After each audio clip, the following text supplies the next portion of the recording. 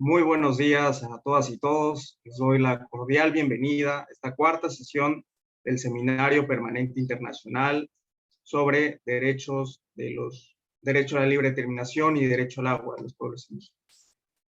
Antes de iniciar, quisiera pasar el uso de la voz a David Lobatón para dar unas palabras a nombre de la Fundación para el Debido Proceso. Adelante, David, te escuchamos. Muchas gracias, Enrique. Muchas gracias a los gentiles y destacados panelistas que nos acompañan el día de hoy.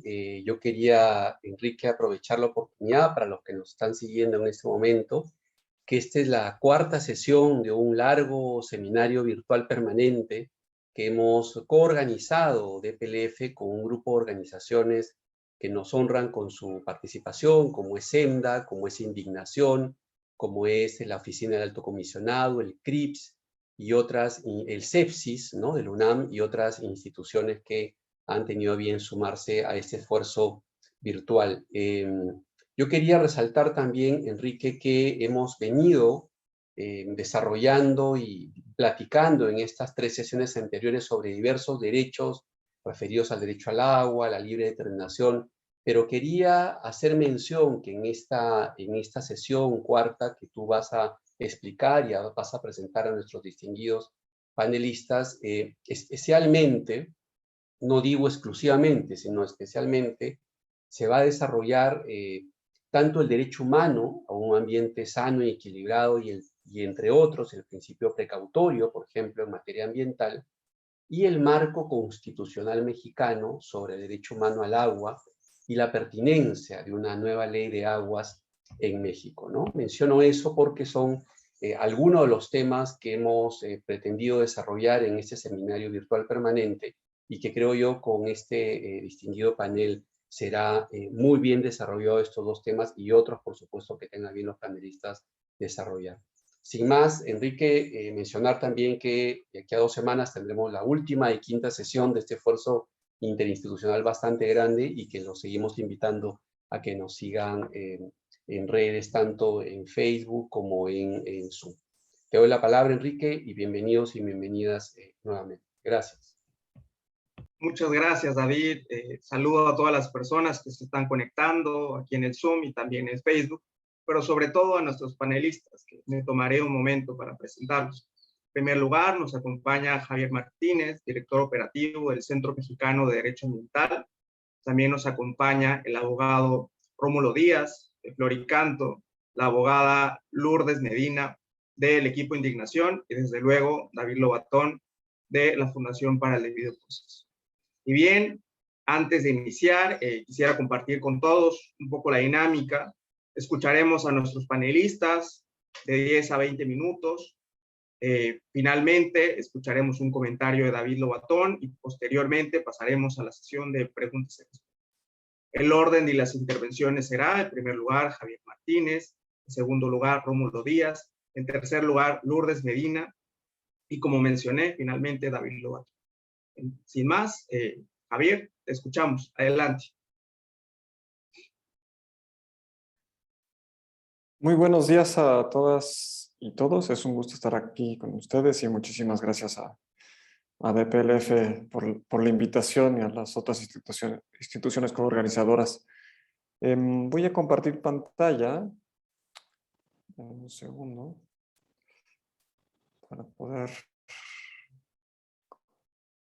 Listo. Yo les quiero compartir desde el SEMDA pues una experiencia y un caminar que hemos tenido desde hace muchos años que tiene que ver con la intersección de 2 principios constitucionales, ¿no? Que es el principio de pluriculturalidad y el principio de sostenibilidad, ¿no? Es decir, vamos a hablar de la interrelación entre, pues, por lo menos 3 derechos en este momento que tiene que ver con, o 4, ¿no? El tema de la identidad cultural, el tema del derecho al territorio, el derecho al medio ambiente sano y el derecho al agua, ¿no? Desde ahí yo quisiera comentar este caminar, decirles que el SEMDA es una organización de la sociedad civil mexicana que tiene 30 años trabajando en la promoción y defensa, desarrollo del derecho al medio ambiente sano.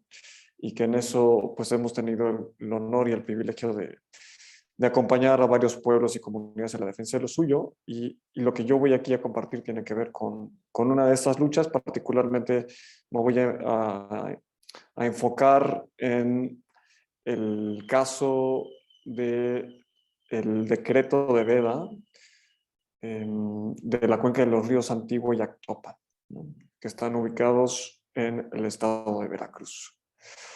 Entonces, pues primero yo quería empezar con esta reflexión. Aquí a la vista ustedes tienen, por una parte del lado izquierdo, pueden ver el sistema Cutzamala, que el sistema de Cutzamala es un trasvase que importa agua desde las cuencas del Estado de México y el Estado de Michoacán hacia la Ciudad de México, ¿no? Es un modelo y es una visión, una forma de relacionarse con el agua.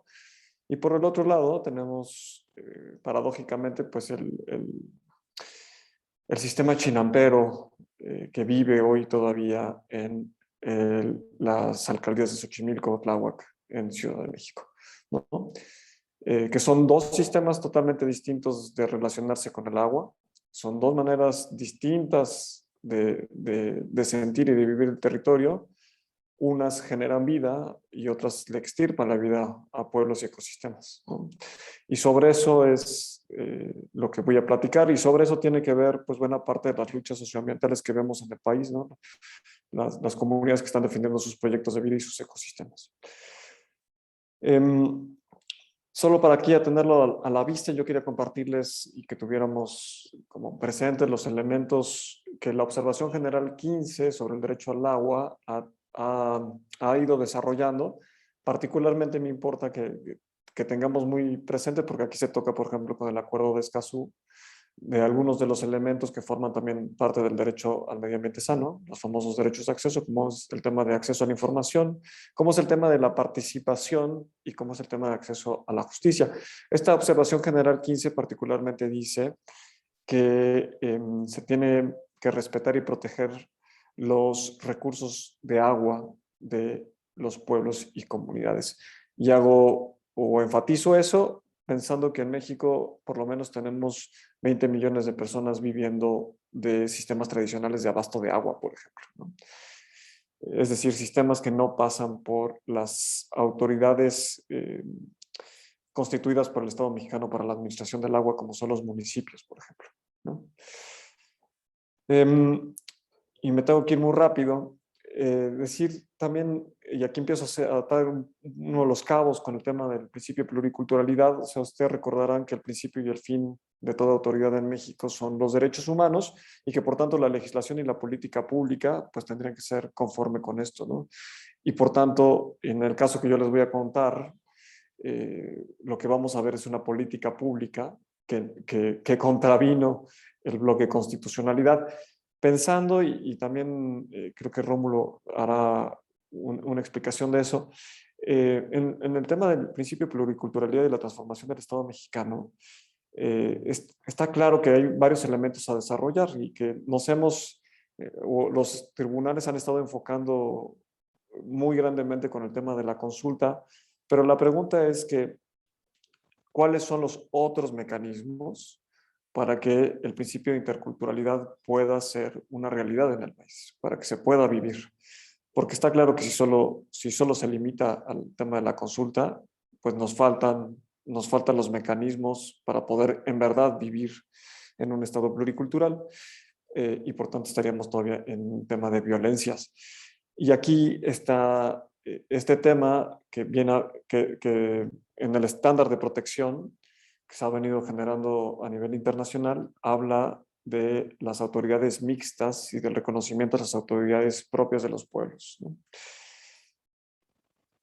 Y para poner aquí un ejemplo, esto que ustedes están viendo es una lámina que preparó el doctor Enrique Fernández, pero lo que refleja es el ciclo del agua desde la cosmovisión del pueblo Mazahuat en la Sierra Norte de Puebla, que si ustedes pueden poner un poco de atención a la lámina, verán que es el manejo del territorio, entendido a partir del agua, ¿no? Entonces aquí estamos otra vez viendo el tema del agua y el medio ambiente, los recursos naturales tradicionalmente manejados del territorio, todo junto, ¿no? Entonces, según el pueblo Mazahuat, La parte alta de las cuencas es el lugar de los truenos y por tanto es el lugar donde están los bosques.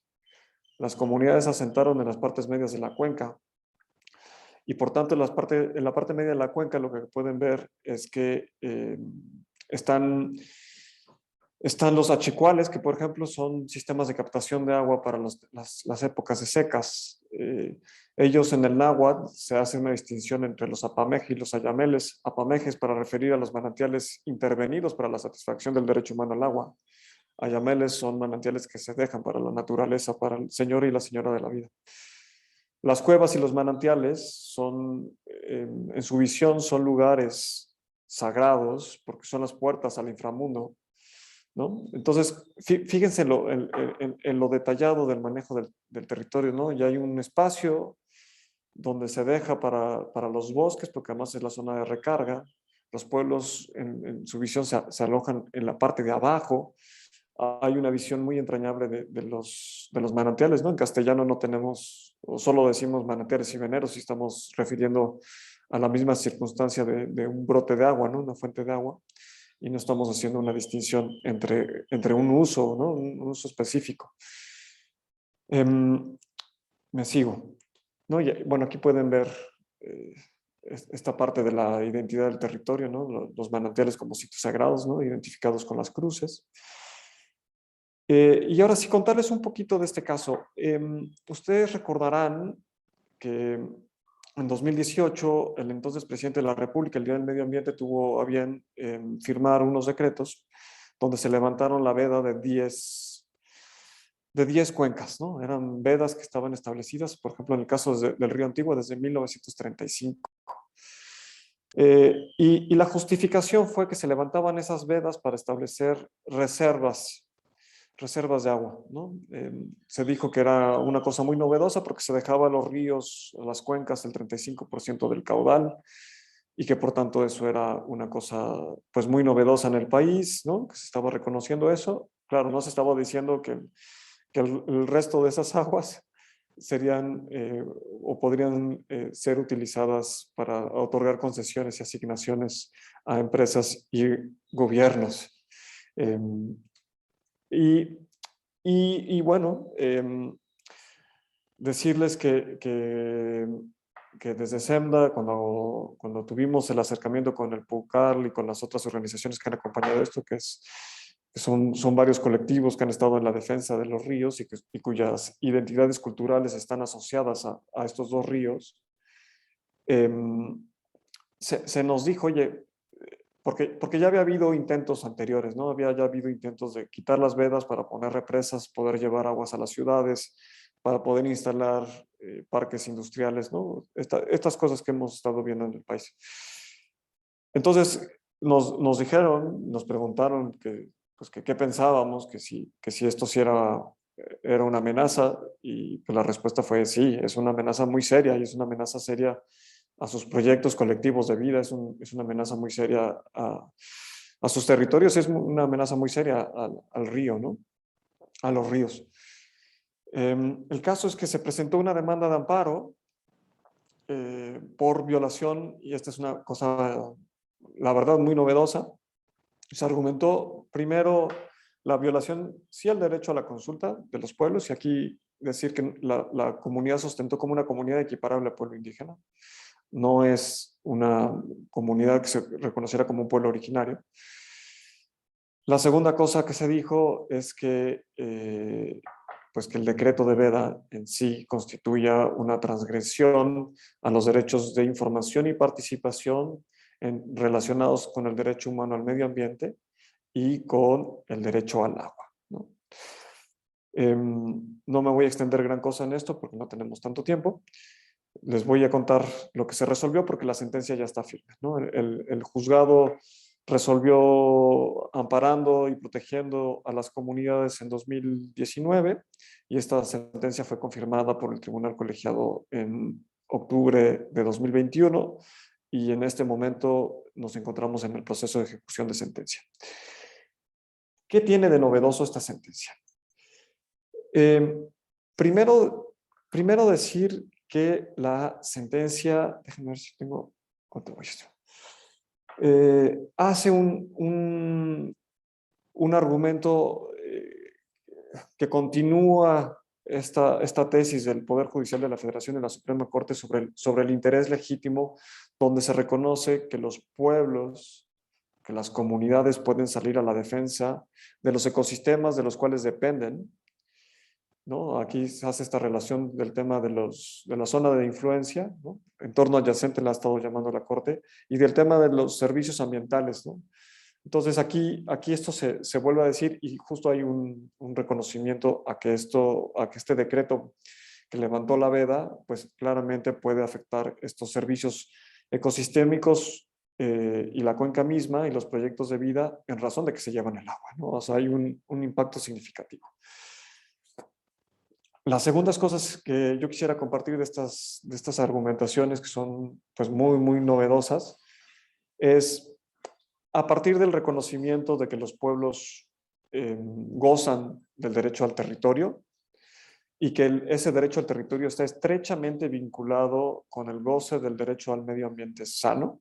Y aquí el tribunal hace un puente entre las argumentaciones de la Corte Interamericana del caso Yaque Axa con la opinión consultiva 23.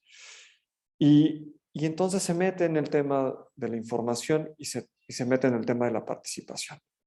Y entonces aquí les quiero contar lo siguiente. Lo primero es que dice, porque las autoridades habían dicho que, bueno, pues que el mecanismo para participar eran los consejos de cuenca que establece la Ley de Aguas Nacionales.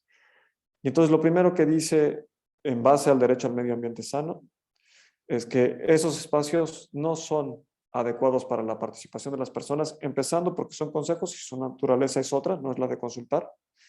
Y la segunda es que en esos órganos solo pueden participar los usuarios o los tenedores de un título de concesión o una asignación, no los pueblos, no las comunidades. Y por tanto echa por tierra este argumento. Una segunda cosa que dice también, y que esto es como muy, muy, muy interesante, hace una distinción entre lo que es el derecho a participar que tendrá cualquier persona y el derecho a la consulta previa, libre e informada, ¿no? Y aquí vuelve y recalca el tema del consentimiento y el acuerdo. O sea, no es lo mismo participar en un mecanismo de consulta pública donde lo que importa es oír opiniones, a otro donde se tengan que tomar acuerdos y donde va en juego la vida, ¿no? Y en razón de eso, el juzgado de una manera pues muy novedosa se vale de los principios de precaución y de no regresión para tomar la decisión. Me explico. Sobre el principio de precaución, lo que dice después del análisis es que el levantamiento de la veda y en razón de que se van a llevar más de la mitad del agua de los ríos, que quedan libres para concesiones y asignaciones, claramente hay un impacto significativo o puede haber un impacto significativo sobre los proyectos de vida de las personas y sobre las cuencas, ¿no? Y dice, los estudios que se hicieron son de 2012. Esos estudios, además de no estar actualizados y no haber usado la mejor información científica disponible, no hacen conexión entre lo que se estudió y las conclusiones, ¿no? Porque las conclusiones, perdón, la parte de motivación del decreto lo que hablaba era de la necesidad o la descripción geográfica y poblacional de la cuenca, y las conclusiones decían que se tenía que levantar la veda por razones económicas, ¿no? Entonces el juzgado dice los estudios son viejos, los estudios no hay o no existe una conexión entre lo argumentado y la conclusión, y por tanto lo que claramente aquí se ve es la necesidad de aplicar el principio de precaución en razón de la ausencia de información científica. Este decreto tendría que haber sido construido con la mejor información científica disponible. No lo hicieron, y cuando lo hicieron fue con información vieja de 2012, donde además no está bien conectada la argumentación con las conclusiones. Entonces, en razón del tema del principio de precaución, es inconstitucional el decreto y hay una declaratoria de inconstitucionalidad. Y el segundo argumento, que es también como muy, muy importante, y esto es una cosa linda, y ya voy terminando, es que el principio, dice, el decreto también violenta el principio de no regresión ambiental que rige en materia del derecho al medio ambiente sano y del derecho al agua. Y dice, el decreto de Veda es un decreto que establece un estándar de protección muy alto, porque no permite que nadie pueda obtener un título de concesión o asignación, ¿no?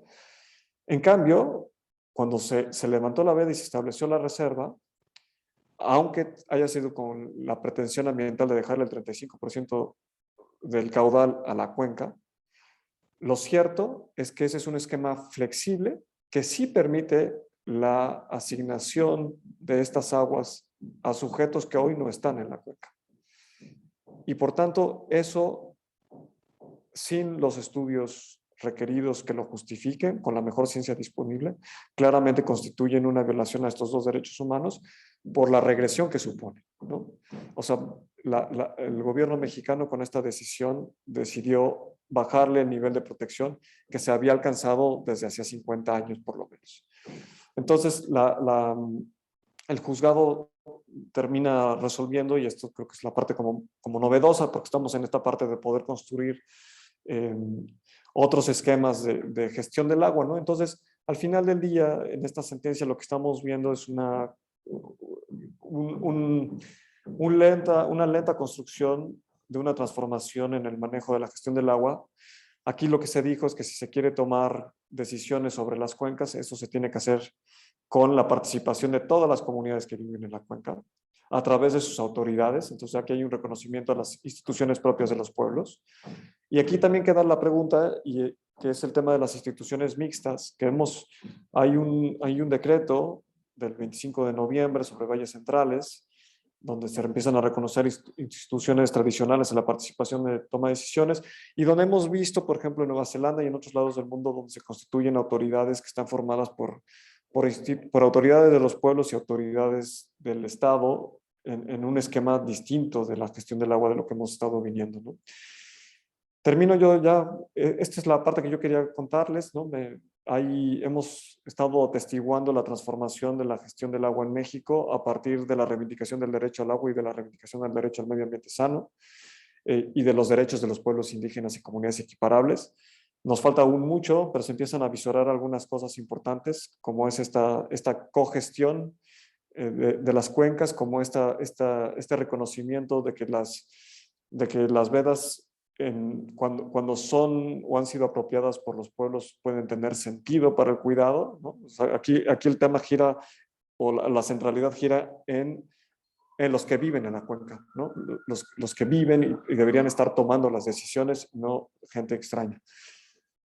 Termino con aquí hay un par de documentos que están disponibles en la portal de SEMDA, y tenemos un material muy lindo para las personas que nos escuchan sobre los contenidos y alcances del derecho humano al agua desde la visión de las comunidades y desde la visión o obligaciones de la autoridad. Y es todo, Enrique. Muchas gracias por el espacio. Estoy a la orden. Muchas gracias, Javier. Al contrario, te agradezco mucho esta explicación tan ilustrativa de este caso. Yo me sumo a lo que decía David. Hemos estado hilando a distintas expertas y expertos, afinando esta discusión compleja de cómo se interrelaciona el derecho humano al agua con los derechos de los pueblos originarios, y creo que has hecho una explicación bastante ilustrativa de cómo se deberían operar estos derechos, estos principios, estos deberes de garantía del Estado que muchas veces requieren la no intervención del Estado, como en estos contextos de proyectos de obras hidráulicas. Realmente muchas veces no se realizan con estándares adecuados que involucren la pluriculturalidad y los estándares de derechos humanos. Antes de dar el uso de la voz a Rómulo, solo quisiera apuntar que este régimen del medio ambiente en México es fundamentalmente administrativo. Gracias a procesos jurídicos y defensa se ha conseguido eliminar esas barreras, tener estándares interculturales y también estándares de derechos humanos. Habiendo dicho esto, tengo el placer de presentarles a Rómulo Díaz. Adelante, Rómulo, te escuchamos. ¿Qué tal? Muy buenos días a todos. Me voy a permitir compartir mi presentación.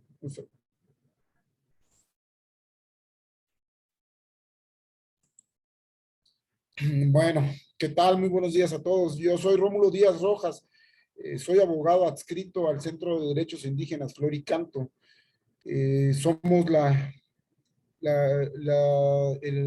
asociación que hemos acompañado en estos 16 años ya de lucha a la Coordinadora de los Pueblos Unidos por la Defensa y Cuidado del Agua, la COPUDA, en su defensa, en la defensa del agua y de su territorio en los valles centrales de Oaxaca.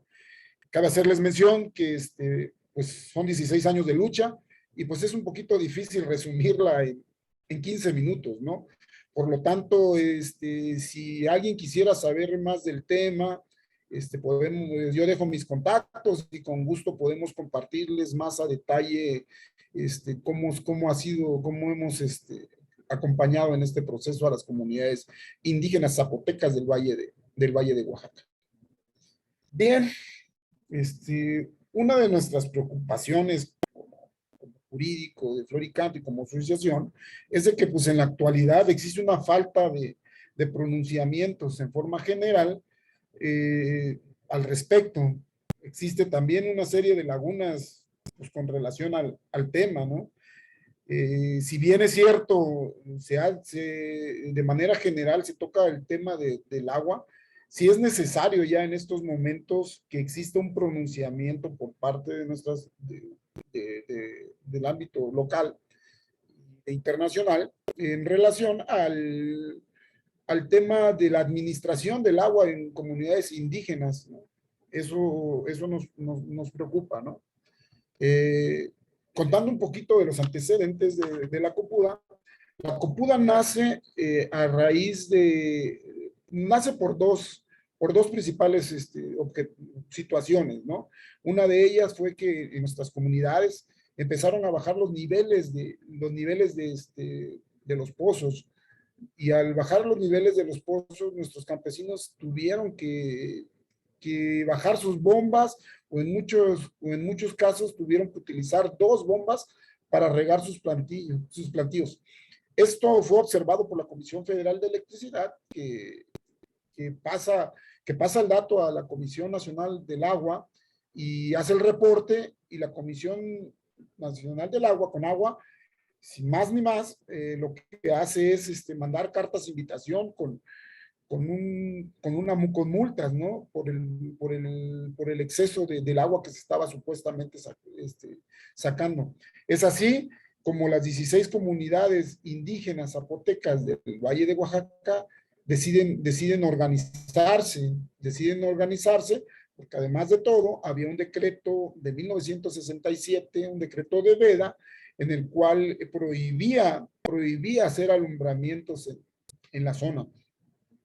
Es así como en el año del 2009 se comienza en este largo caminar, a través de un amparo y de un recurso de revisión y un juicio de nulidad, respectivamente, tomando como referencia el convenio 169 de la OIT sobre pueblos indígenas y tribales de los pueblos independientes. Hicimos valer nuestro derecho, y después de 4 años en el marco de este derecho fundamental del agua, se emite una sentencia por parte de la primera sala regional metropolitana del Tribunal de Justicia Fiscal y Administrativa. Este tribunal hace suyo lo que se estaba demandando y ordena a que se inicie un proceso de consulta, en el cual se valore la procedencia de los actores al proponer al titular del Ejecutivo Federal pues la modificación del referido decreto de Veda, de conformidad con los artículos 6 y 38 de la Ley de Aguas Nacionales. Para ello se debería de consultar a las comunidades zapotecas de los valles centrales, de Cimatlán, del valle de Ocotlán y del valle de Jutla, para esto, ¿no? Bueno, les voy a hablar un poquito en relación a esta consulta. Esta consulta se mandata y se ordena que se realice en 5 etapas.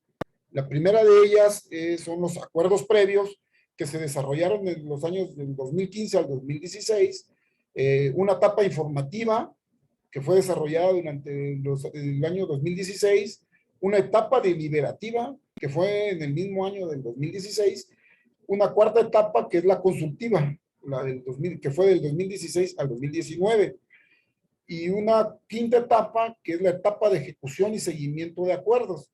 Esta fue del año 2019 y que hasta la fecha seguimos ahorita todavía en mesas para la conclusión con esta etapa.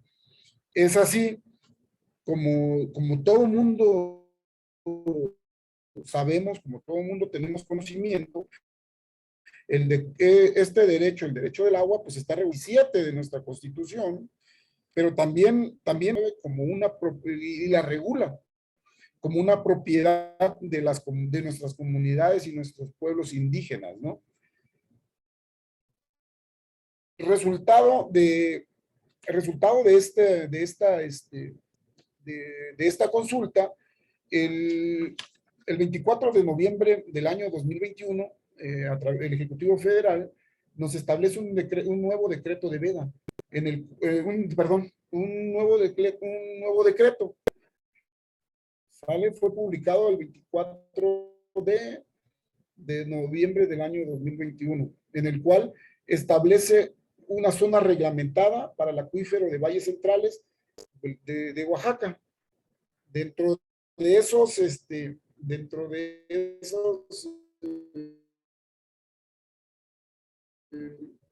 dentro del decreto de veda, pues reconoce en primera instancia pues la implementación de instrumentos para que a través de la participación de nuestras autoridades comunitarias y representativas haya una coordinación entre Conagua y nosotros en la administración del agua. Se nos reconoce un derecho a las comunidades a nuestra libre determinación y a nuestra autonomía.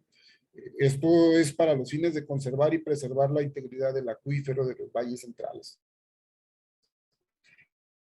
Dentro de esa relación, dentro de ese decreto se establece una relación de la libre determinación y autonomía de nuestras comunidades indígenas, el pluralismo jurídico, la interculturalidad, la no discriminación, la consulta y el consentimiento libre, previo e informado, así como el respeto y la protección de conocimientos de las prácticas tradicionales. Nos están reconociendo todos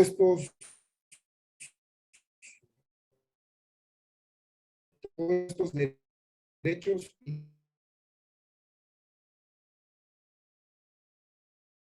indígenas con los que ha fortalecido el acuífero de los valles centrales mediante la autogestión de recursos y trabajos colaborativos mediante tequio de obras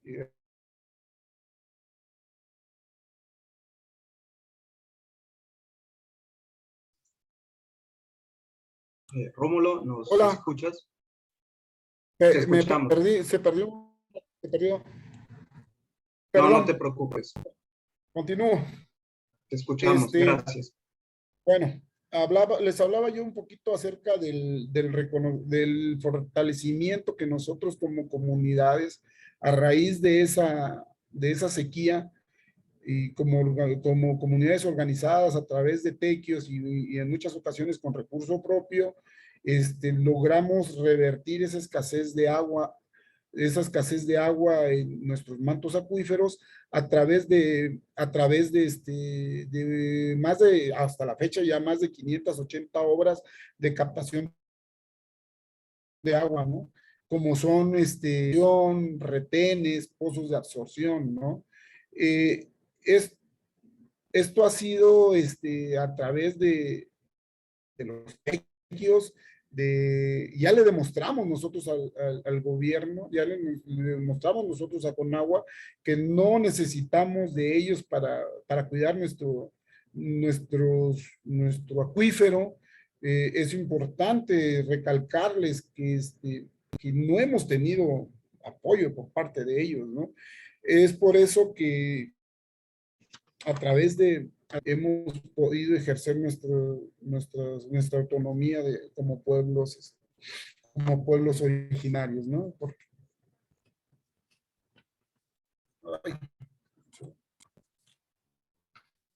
bueno, ahora, ay,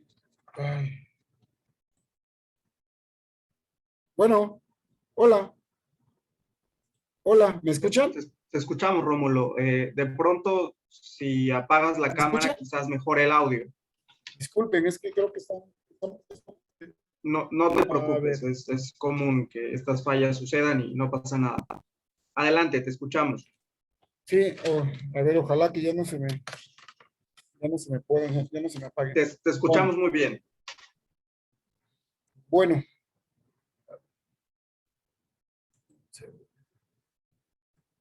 Bueno,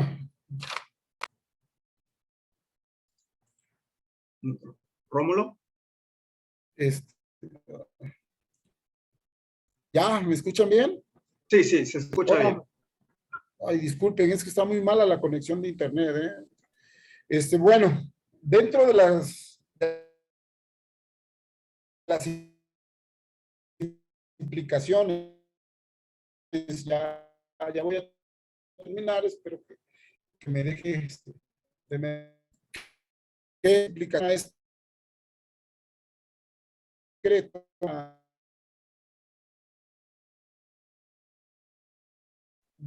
Pues es lo que al tener nosotros administración en nuestras comunidades ya depende de nosotros y tenemos y ya actualmente ya se generaron 16, de cada una de las 16 comunidades ya cuentan con un reglamento interno a través de a su máxima autoridad, que es la asamblea, para regular, ese proceso.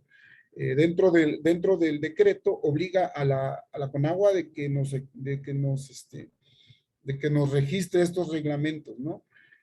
Lo que nos cuesta más trabajo y lo que estamos viendo como una implicación mayor es la de trabajar en la gobernanza y la defensa del agua en nuestro territorio, basándonos para ellos en nuestros usos y costumbres, ¿no? Ese es el gran reto. Eh, Debemos también imponer un sistema normativo para la administración y control de nuestro derecho al agua, pero ya desde una perspectiva indígena, para un uso agrícola y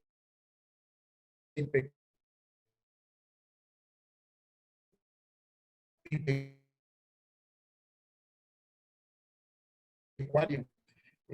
La actual legislación en materia de los jóvenes, quienes van a tener que lograr un reconocimiento para proveer con justicia a sus pueblos.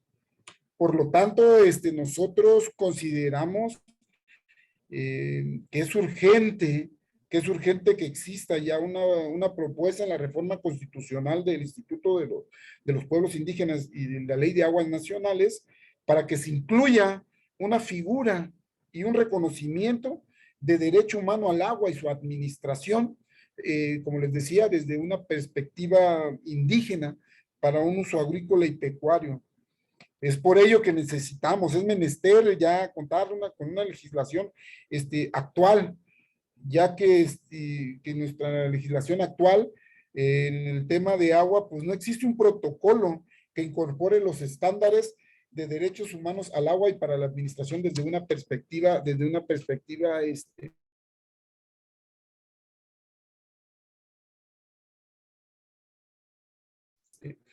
eh, eh, indígena, ¿no?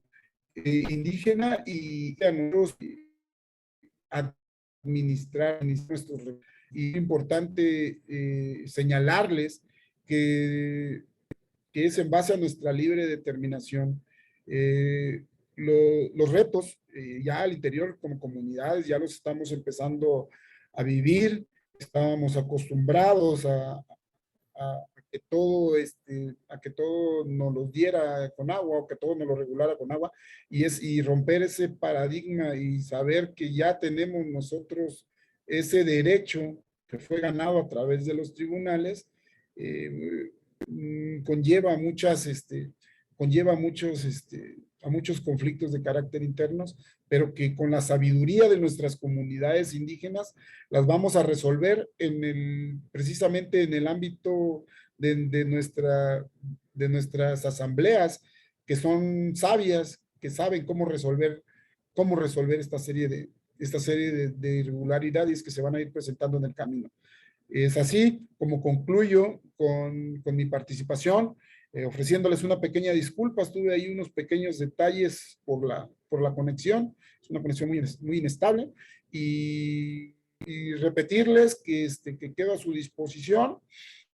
Y si quieren saber un poquito más del tema, con gusto yo les puedo ir compartiendo de manera personal más información.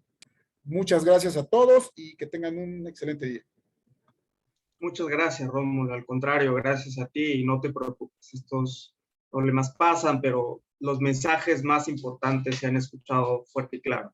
Te agradezco mucho tu intervención y antes de darle la voz a Lourdes Medina para hablar de la experiencia de defensa del agua desde la península de Yucatán, quisiera rescatar un par de mensajes que tú has dicho. El primero es que hay que transitar de esta lógica de que el agua es un bien comercial. Y el segundo es que existen otras formas de administración, de manejo, de gestión del agua que no pasa por el Estado. Y la nueva legislación y los nuevos estándares judiciales deberían apuntar a eso, al reconocimiento del derecho a la libre determinación de los pueblos indígenas en relación con el derecho. Te agradezco nuevamente, Rómulo, y cedemos el uso de la voz a Lourdes, que tiene mucho que decir acerca de estas experiencias de defensa de la península de Yucatán. Adelante, Lourdes, te escuchamos. Gracias, muy buen día a todas y a todos. Gracias por acompañarnos creo que es la cuarta sesión, si no me equivoco, desde Seminario Internacional. Bueno, a mí me tocó compartir con todas ustedes el día de hoy lo que es la defensa de las múltiples defensas ahora que hay sobre el medio ambiente y sobre el agua en la península de Yucatán. Si me dan oportunidad de compartirles, para hacer un poco más visual la presentación.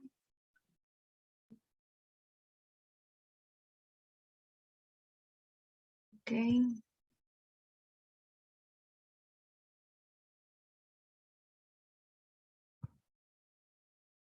Bueno, no sé si me pudieran confirmar. Ya se ve. Sí, dame un segundo, solamente.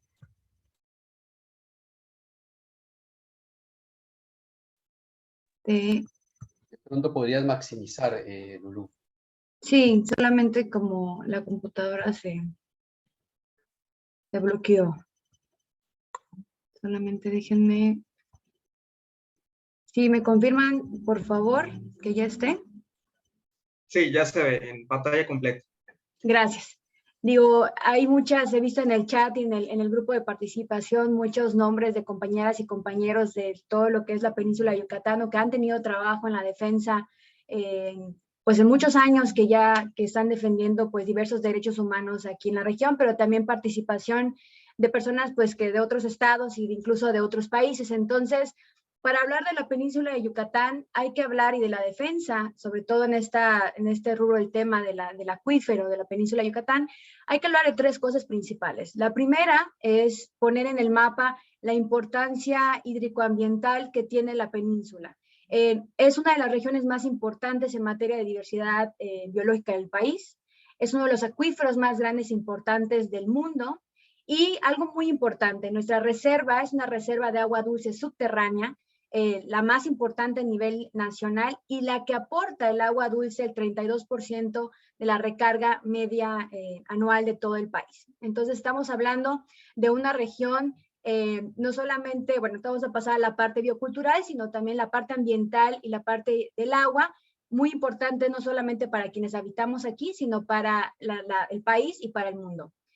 Otra de las cuestiones también que hay que tener muy en claro antes de hablar aquí de nuestro acuífero es establecer el tipo de suelo que tenemos por toda la evolución geológica que ha tenido nuestro suelo, desde la caída del meteorito en Chicxulub.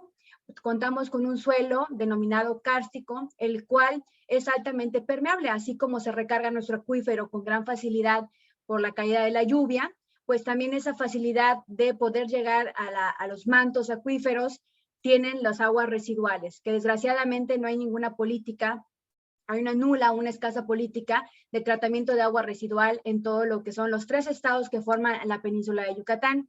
También ese suelo hace que es como aquí regionalmente o coloquialmente dice como un colador, no tiene filtros, hace que no tenga capa suficiente como de tierra, sino que está compuesto por rocas que permiten la filtración, y entonces no hay una barrera natural que puede proporcionar otro tipo de suelos a los contaminantes pues, urbanos y de las industrias que se vierten directamente a lo que es el acuífero, que es un circuito cerrado, ¿no? Ahí se vierte todos los residuos y de ese mismo lugar se utiliza o se extrae el agua para el consumo pues del agua potable y la distribución de las industrias. Y un tercer elemento, este es un mapa disponible de vulnerabilidad de lo que es la península de Yucatán, bueno, en este caso en materia del acuífero.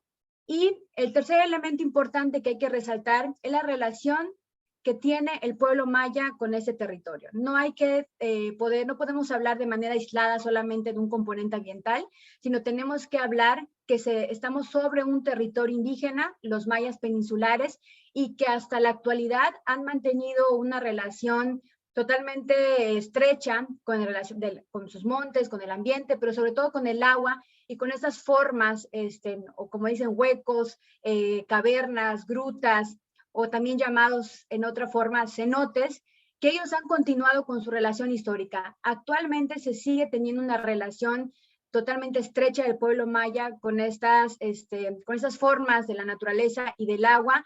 Siguen haciendo ceremonias como el Hetzlun, siguen creyendo en las comunidades mayas que los cenotes tienen un dueño, un yun, que tiene una forma de un pájaro, que puede tener una forma de una serpiente, y que a ese dueño del cenote, esas grutas, esas cavernas, le tienen que pedir un permiso y también tienen que mostrar un respeto porque son todavía lugares sagrados para los pueblos mayas de la península. Entonces, bajo esos 3 elementos de importancia hídrico-ambiental, el segundo, la alta vulnerabilidad que tiene nuestra zona, y tercero, la relación cultural que tiene el pueblo maya peninsular, tenemos que leer pues lo que está sucediendo, bueno, desde hace muchos años, pero que se ha potencializado en los últimos 8 años en nuestra península. Hay que recordar, como ya comentaban en estos 3 anteriores pues días que nos hemos encontrado en este seminario y mis compañeros que me antecedieron, la importancia de ver el agua no solamente como un bien natural, ambiental o un bien económico, sino la relación o ver el agua como un bien cultural y social. Esa relación que se tiene que ir cada vez más arraigando, no solamente en nuestros discursos, sino en la práctica. Y esto lo ha reconocido, como vemos en la lámina, en la observación general número 15, y también en el informe temático de la Comisión Interamericana de Derechos Humanos, en donde se reconoce ¿no? Esta nueva forma de ver el agua como un bien social y cultural, pero también el reconocimiento de que los principales afectadas y afectados sobre cualquier daño ambiental y sobre cualquier contaminación sobre este recurso, como es nuestro tema, el agua, pues los principales afectados son los pueblos y las comunidades indígenas. Y bueno, ya entrando en materia, en la península de Yucatán vemos que hay varias amenazas en relación con esta situación. Podemos tener como 2 grandes rubros, que es hablar de contaminación y hablar de privatización. En el rubro de contaminación podemos encontrar todo lo que tiene relacionado con la agroindustria, que son los casos que les traigo de forma ahora sí que muy resumida a compartir con ustedes con algunas imágenes para que se vea gráficamente lo que está pasando en la península de Yucatán. Compartirles que también un problema importante en torno a la materia ambiental y al agua en nuestros estados son la urbanización descontrolada, sin planificación que se está teniendo sobre todo en las ciudades, obviamente la especulación de tierras para la mala inversión de desarrollos industriales de todo tipo, el tsunami inmobiliario que va de la mano también con esta urbanización. Tan es así que cuando pasaron, por ejemplo, unas lluvias fuertes en lo que es la capital del estado de Yucatán, que sucedió, por ejemplo, en 2019, hubieron pues zonas, fraccionamientos nuevos que estuvieron inundados por semanas, ¿no? Por la mala planeación que se está teniendo y por este crecimiento sin orden y sin un cuidado al ambiente que se está viviendo en esos 3 estados. También en contaminación podemos encontrar lo que es ya, si hablamos en lo que es el Quintana Roo, lo que todos y todas ya sabemos, que es el tema del turismo a gran escala que se está viviendo, y también que desgraciadamente en esa zona que ya tiene más tiempo de desarrollo o de intervención por parte de estos tipos de negocios, pues una ola de violencia que para todas y para todos es conocida en todo lo que es el estado de Quintana Roo. En otro rubro que tenemos también que está en defensa en la península es la privatización, el acaparamiento de agua por particulares, priorizar el agua no para el consumo humano, para garantizar el agua potable, sino el acaparamiento que se ha estudiado para las grandes empresas sobre la extracción del acuífero maya. Y no hay que dejar de mencionar también una creciente ola de privatización de los cenotes, que hace, por ejemplo, como en estos parques famosos que se están abriendo en Yucatán y que ya hay en Quintana Roo, de grandes industrias turísticas que de sustentable pues no tienen nada y que han intervenido drásticamente estos cuerpos de agua naturales como son los cenotes. Entrando al tema de la agroindustria, uno de los temas importantes que tenemos que hablar, que es cuando comienza a escucharse sobre la península de Yucatán de forma más fuerte en la defensa del medio ambiente, sin duda es el tema de la instalación o de la siembra de monocultivos, en específico de la soya, del maíz, ahora de la palma africana, en el estado que comenzó, en el estado, por ejemplo, de Campeche. Desgraciadamente es una política estatal y federal, quiero pensar que era, de incrementar este tipo de cultivos.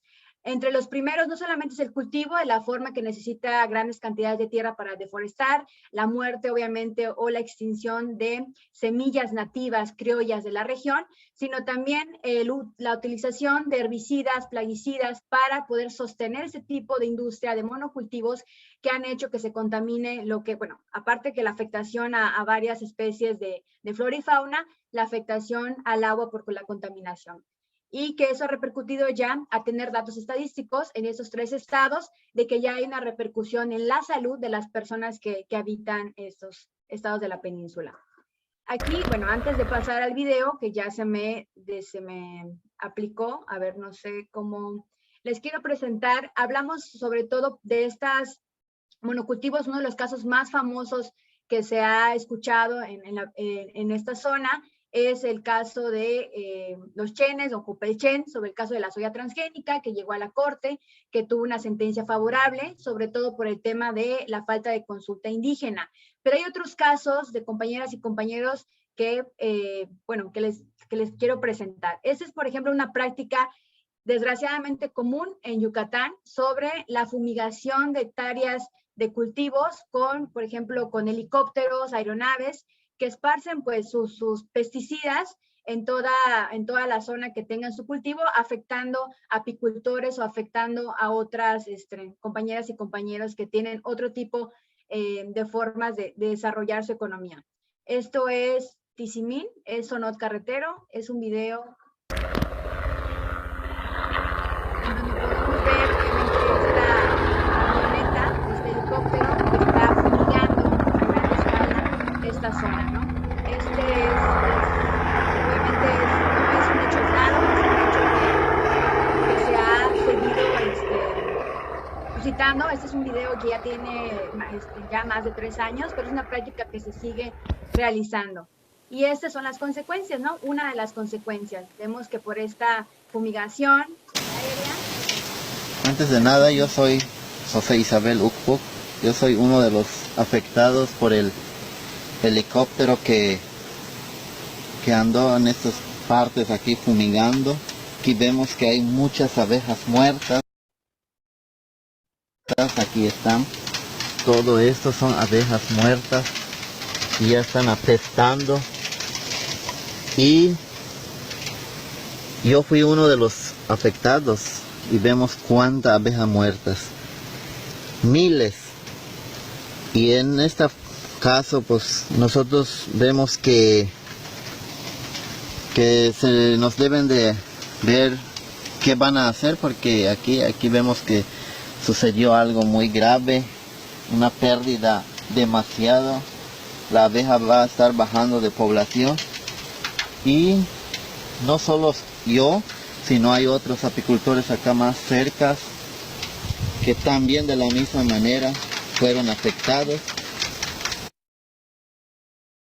Bueno, esta es una de las, dirán, bueno, ¿y qué hicieron los compañeros y las compañeras afectadas? Pues obviamente buscar un acompañamiento, una asesoría, hacen denuncias, por ejemplo, ante la Profepa en la delegación en Yucatán.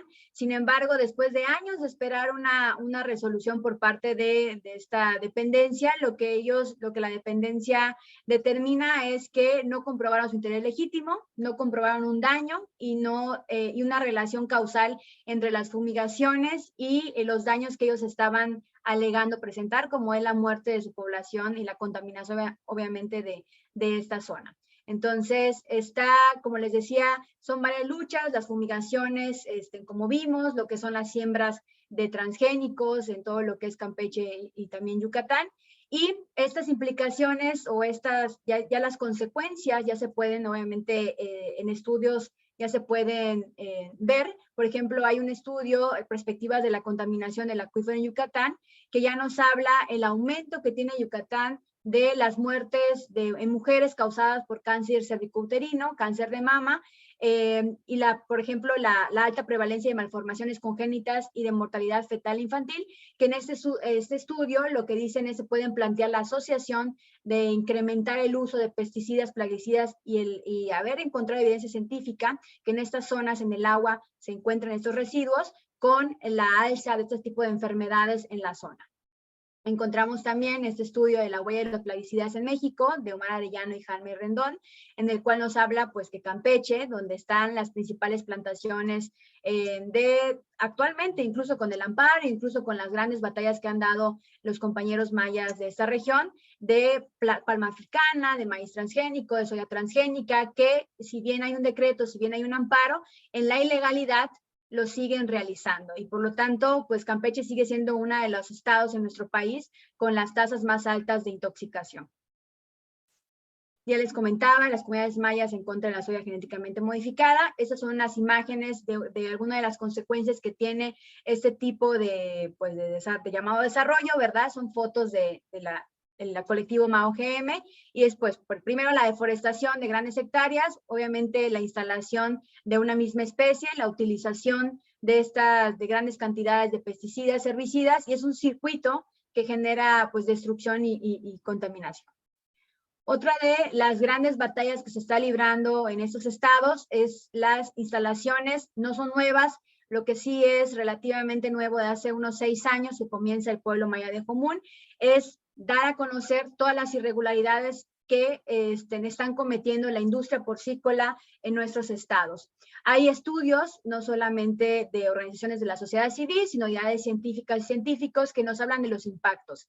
Y, por ejemplo, nos hablan que en Yucatán hay alrededor de poco más de 400 granjas porcícolas, que en información pública únicamente se puede constatar que solamente 18 cuentan con una autorización de manifestación de impacto ambiental.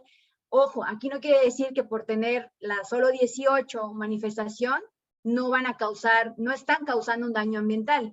Incluso sobre estas 18 que tienen esta manifestación de impacto ambiental, se han encontrado irregularidades y se han encontrado ya daños comprobados científicamente que tienen sobre las aguas de estas regiones. Está todo el tema del cambio de uso de suelo. Es un tema que ha cobrado relevancia, disculpen, en torno a este proyecto también de Tren Maya, que también al final lo voy a abordar, que se habla que en Yucatán hay un doble discurso, ¿no? Si tú vas a los pueblos, si tú conoces, se habla del último reservorio de selva, hay una recuperación importante después del Enequén, de la selva mediana caducifolia, ya se puede considerar, y nosotras y nosotros sabemos que hay una gran protección en torno a bosques y selvas, ¿no? Sin embargo, cuando esto está en contra de otros tipos de intereses, pues hablamos de acahual o hablamos de que no hay selva y todo está deforestado. Y una de estas situaciones lo ha aprovechado la industria porcícola, la cual, con el amparo del gobierno estatal, lo que han hecho por muchos años, antes de todos estos 5 años de lucha que se ha venido trayendo, es que declaraban que en esas zonas donde es selva maya, no existía selva maya y por lo tanto se iban, esta situación de no haber selva maya, lo que les permitía era que su estudio de impacto ambiental lo evaluara la Secretaría Estatal del Gobierno de Yucatán y por lo tanto allá con mayor flexibilidad pues era aprobada. Entonces, en muchas de estas instalaciones, estas megagranjas, pues no existe un estudio, por ejemplo, o un cambio del uso de suelo de estas zonas, que de entrada estaría o debería estar prohibido por considerarse selva. Un estudio de Greenpeace que publican el año pasado, no, en 2020, corrijo, nos arroja que, por ejemplo, hay un 31% de la superficie actual de la península de Yucatán ocupada por la actividad porcícola ha sido deforestada. Hay especies, obviamente, en esta selva que se deforesta, que están en peligro de extinción, reconocidas por la NOM 059 de Semarnat. Hay granjas, 43 granjas porcícolas, que estamos hablando no de granjas pequeñas, estamos hablando de mega granjas, de fábricas de cerdos, de 50,000 cerdos, de 80,000 cerdos por producción, que se encuentran en 4 áreas naturales protegidas, además reconocidas por el convenio Ramsar, convenio internacional del cual México es parte, como es afectando la laguna de Términos, la Reserva Hidrológica Anillo de Cenotes, el Parque Estatal de la Laguna de Yalajao y la Reserva de la Biosfera de la Ría de Celestún. Bueno, hablar también que el tipo de contaminación por la emisión de gas de efecto invernadero y sobre todo hablar también de la afectación que tiene este recurso invaluable que es el agua, que es uno de los principales elementos que se contaminan con esta industria. Les dejo en lo que ya no nos dio tiempo, pero para que ustedes puedan ver, ya hay mucha documentación, los compañeros y compañeras de Quinchil, del colectivo Chiquinja, han encontrado o han documentado videos en los cuales en el monte, en las selvas, se ven los tubos de estas granjas de cerdos que cómo vierten sus aguas residuales directamente al manto acuífero. Y, por ejemplo, les comento que uno de los casos más emblemáticos en torno a esta industria, pues es el caso de Jomún. Es un video largo, pero solamente les voy a presentar 2 minutos para que ustedes, nada más, los que no conocen, puedan conocer sobre el caso. Crear fuentes de empleo.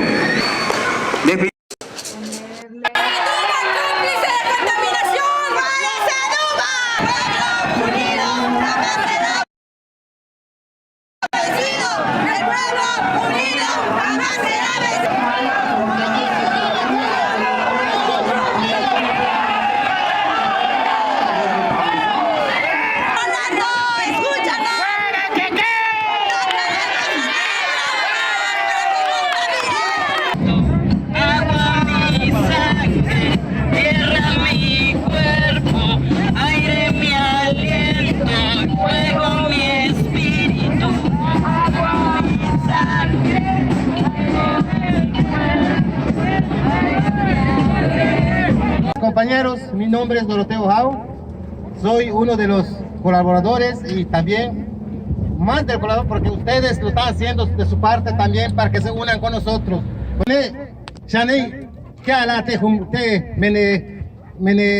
Compañeros, se tumba mi nama ya somos bishbuyanda compañeros, positis compañeros, yo le lo pues ton shane pues tan venga lucha o tumo cato invadirte terreno tusiando no amadioso y le bucananga y de cuchwingo catch de tu patatono compañeros. Yo lo más vale le empresario chentaku astungo tene o chandelo.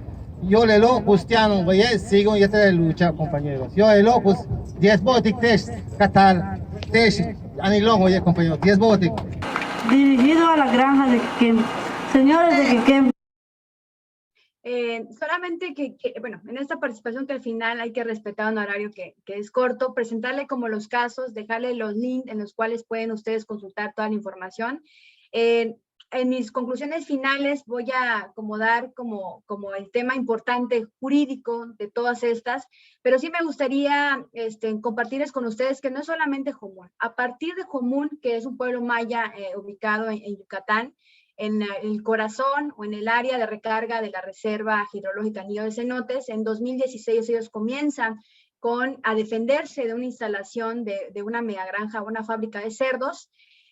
Los pueblos de Yucatán comienzan a decir, bueno, entonces esta industria que lleva más tiempo en mi pueblo, tenemos razón, hay apariencia de moscas, enfermedades estomacales, nunca nos consultaron como pueblo indígena, como pueblo maya, si queríamos o no queríamos la instalación de esta fábrica, que al final este tipo de industria pues impacta significativamente en estas comunidades. Empiezan a buscar información y actualmente hay más de 20 pueblos indígenas que se han organizado y que se están defendiendo en contra de esta industria. A pesar de amparos, a pesar de marchas, a pesar de todas las cosas que han hecho, hay una desvergonzada acción por parte del gobierno estatal de cada vez incentivar lo que es la industria porcícola, dejando de escuchar al pueblo maya que al final de cuentas sostiene al estado de Yucatán. Y quisiera, por ejemplo, compartir y que ustedes también, a los que tuvieran como interés, poder acompañar sus procesos, como el de Chapap, como el de Citilpech, como el de San Fernando, Chinchil, Celestún, que son algunas de las otras comunidades que también se están organizando y que tienen procesos jurídicos y de organización en contra de esta industria. En el caso de Jomún, se puede hablar del caso que ha obtenido hasta ahora en tema de industria porcícola, una suspensión que ha paralizado las operaciones de una megagranja de cerdos, que ha obligado a esta empresa desde el 2018 a retirar los cerdos y a mantener cerradas sus puertas en tanto el juicio continúa. El juicio continúa, todavía le falta un ratito, ¿verdad?, para que tengamos una sentencia, pero esta suspensión que ha sido emblemática porque ha sido una revolución política en los medios de comunicación aquí en Yucatán, ha sido totalmente peleada tanto por el gobierno estatal como por la propia empresa a lo largo de estos ya casi, 3 años y medio.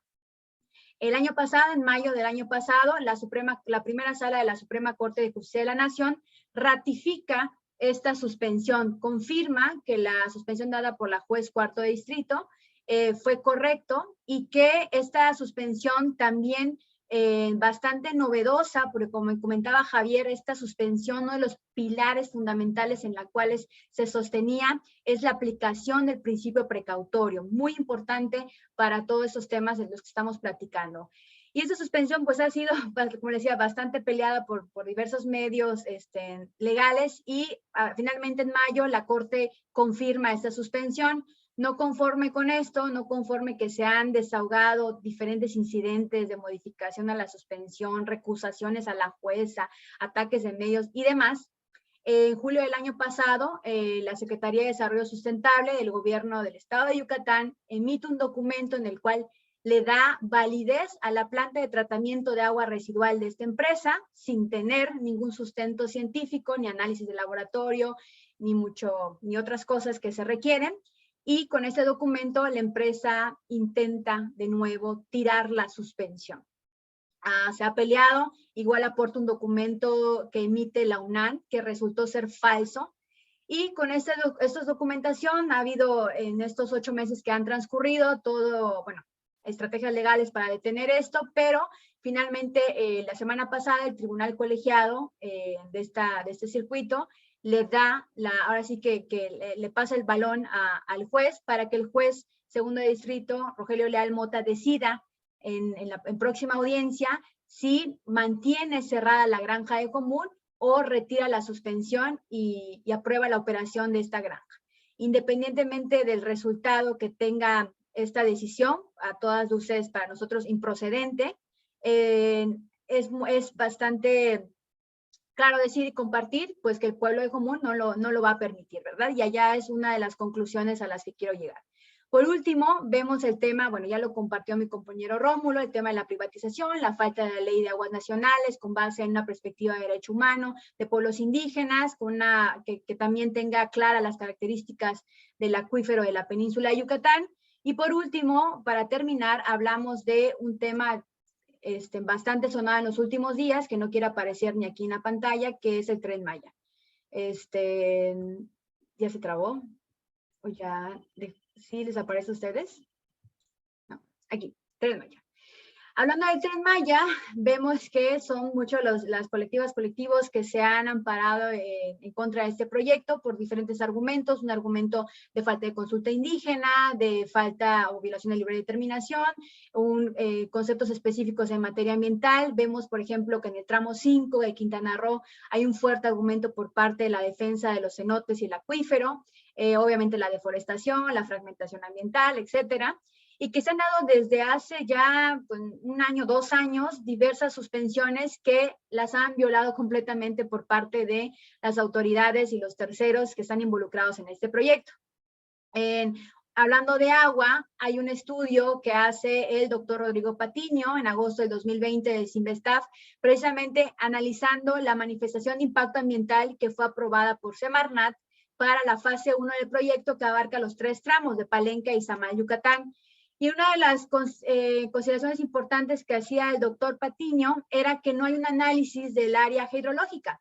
Tan importante es el área que tenemos y sus particularidades a nivel de hidrogeología, que no hay una consideración científica para la implementación, bueno, ustedes ya saben, ¿no? Implementación, construcción de este proyecto.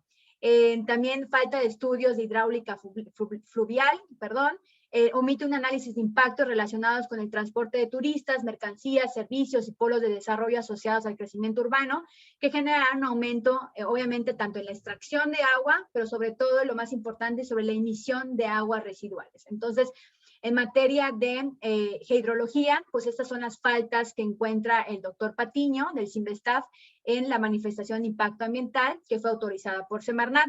Misma manifestación que, bueno, hace unos días se daba a conocer que ya fue ratificado por un tribunal colegiado del Estado de Yucatán la suspensión de los efectos de esta manifestación. Aquí quiero cerrar, además de estar a sus órdenes con sus preguntas, en dos conclusiones muy generales. La primera, muchos pueblos indígenas que tienen la guardianía y la defensa de estos recursos naturales, no solamente en Yucatán, sino ya hemos escuchado en el país y en el mundo, se han organizado y han confiado o han puesto pues, su granito de fe en el Poder Judicial de la Federación. Siempre que tengo la oportunidad lo digo, porque no es únicamente una exigencia del Poder Legislativo, porque nos falta una ley, o las políticas públicas que implementa el Poder Ejecutivo, sea estatal o sea federal. Siempre dejamos un huequito y no le damos la mirada al Poder Judicial, ya sea estatal o en este caso en la materia que nos compete a nivel federal. Si hay un avance, hay que reconocerlo en ciertos temas, en ciertas o muy escasas, ¿no?, sentencias que ha emitido la Suprema Corte, pero es una constante del Poder Judicial en general hacer una mala interpretación de estos tipos de derechos, como es el derecho humano al medio ambiente sano, como es el derecho al agua. Y también hay una falta por parte de las autoridades y los terceros de respetar hoy en día las decisiones de este Poder Judicial. Hablamos, por ejemplo, que en el caso de las granjas porcícolas, de los demás pueblos que están defendiendo Yucatán contra este tipo de industria, ha habido interpretaciones constantes de que no demuestran un daño para poderles darle una suspensión, con que hay diversos estudios que demuestran el daño y que además, aplicando los principios de derechos internacional en materia de derecho al medio ambiente sano, tienen que aplicar una precaución y dar una suspensión. Otro de los puntos e interpretaciones constantes es el desconocimiento del interés legítimo que tienen esas comunidades. Por más que la Suprema Corte, como compartía Javier, ha tenido un avance en cuanto a reconocer los daños, el interés legítimo que tienen las áreas de influencia de algún recurso natural, de algún río, de algún lago, o sea, los beneficios ambientales, aquí en Yucatán, por lo que les puedo yo platicar, ha sido una constante negar el derecho de las comunidades o de las y los ciudadanos a tener un interés legítimo de defender cierta área natural o cierta zona en materia de la defensa del medio ambiente.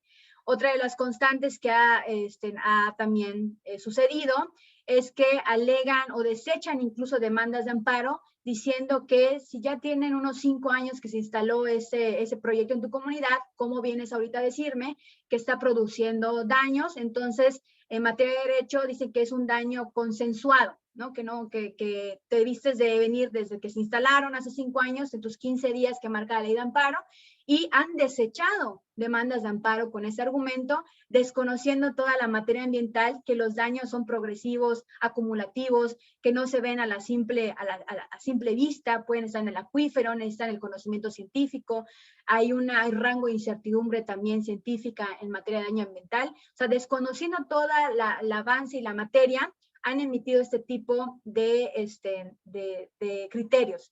También reconocer, como le decía, que no todo es malo. Ha habido sentencias como en Jomún o como en el Tren Maya que confirman la suspensión, pero ¿qué sucede? Hay una constante también de las autoridades de que ahora sí que no acaten esta orden judicial y de que sigan la construcción de estos proyectos. Se mencionaba en estos días como noticia nacional, se confirma la suspensión de la autorización de manifestación de impacto ambiental del proyecto Tren Maya. Sin embargo, esta suspensión, les vuelvo a decir, ya tiene al menos, en el caso reciente, ya 1 año, y en ese año se ha completamente violado, evidentemente, esta suspensión, ¿no? Entonces, la exigencia, uno, de que sea un poder, una división, y que se respete la división de poderes, que tengamos un poder judicial imparcial y con esta visión de derechos humanos, y 2, a las autoridades que respeten estas decisiones judiciales. Y por último, yo creo que no hay que, como comenzaba Javier, como comenzaba también Rómulo, hay que apostarle más. Solitos en el derecho ambiental o solitos pugnando por el derecho al agua no vamos a avanzar, sino que las comunidades, como lo están haciendo y se tiene que reconocer, tienen que fortalecer principalmente su derecho a la autonomía, a la libre determinación, porque son las principales que tienen que, con decretos, con leyes autónomas, con sus consultas autónomas, decir, basta, ¿no? Aquí, bueno, haz tus leyes, haz tus juicios, ¿no? Pero en mi territorio nosotros hemos decidido que así vamos a proteger el ambiente, nuestros montes, nuestros cenotes, y que hagan respetar, ¿no?, las decisiones que como pueblo originario están tomando. Yo creo que es una apuesta grande, porque ante el panorama, pues, de todos estos otros poderes que están en otra lógica de no respetar el medio ambiente ni a los pueblos indígenas. Y cerrando, tanto los 3 compañeros los 2 compañeros que fueron antes de su servidora, reconocer el papel importante que tiene este principio. Yo creo que tenemos que verbalizarlo cada vez más y exigirlo. Como decía Javier, en el caso que él los compartía, fue un punto toral para conceder, en este caso, el amparo, el principio precautorio. En el caso de Jomún, fue un punto toral que sostiene la suspensión en este caso. Y en el caso de la suspensión otorgada por el Tren Maya, de la que se ha hablado esta última semana, también es un punto principal el principio precautorio, que tiene que ser un eje rector y un enfoque imprescriptible en cualquier decisión, vimos, legislativa, administrativa, jurisdiccional, que nos dice que en materia ambiental no tenemos que, es decir, ante la incertidumbre del daño y la falta de evidencia científica o alguna incertidumbre, se tienen que tomar medidas en la lógica que en esta materia, pues el daño no puede ser reversible. Una vez ocasionado, o no es reversible, o nunca se puede llegar al estado en el que estaban las cosas, el ambiente, el agua, incluso la salud, antes de que se haya ocasionado un daño. Entonces, pues por mi parte es lo que les quería compartir y quedo atenta. Muchas gracias, Lourdes, por este gran trazo de la situación general en la península de Yucatán, en el caso específico de Yucatán.